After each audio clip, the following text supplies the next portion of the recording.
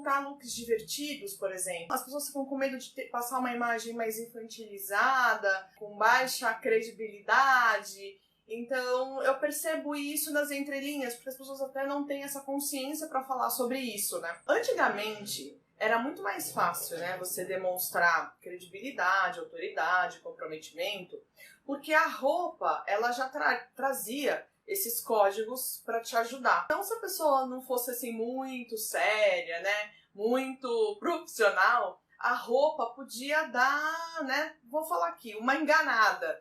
Ela poderia dar para aquela pessoa um pouco mais de comprometimento do que ela realmente tinha. Mas então, voltando, antigamente isso era mais fácil. Então a gente tinha muito bem definido o que era um dress code formal, né, de trabalho, e o que era uma roupa casual de ficar em casa. Isso era muito bem definido.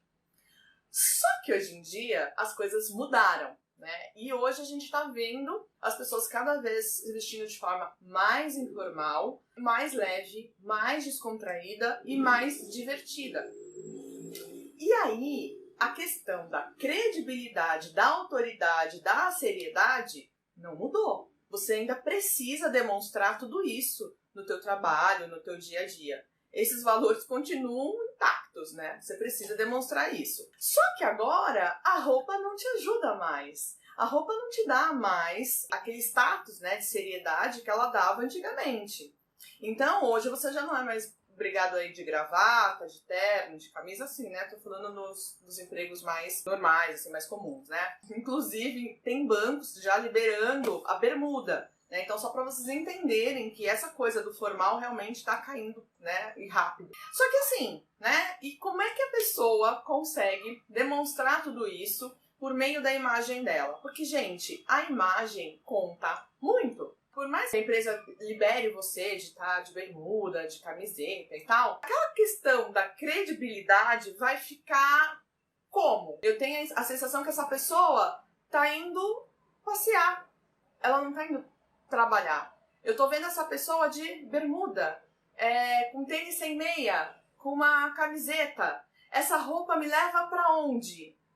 Ela me leva, talvez, para um calçadão. Ela me leva para uma praia.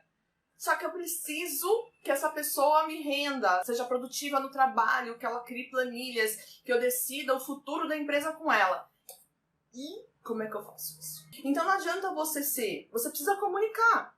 Não adianta você saber que você é um ótimo profissional se o seu currículo não disser isso. Seu currículo não é um meio de comunicação?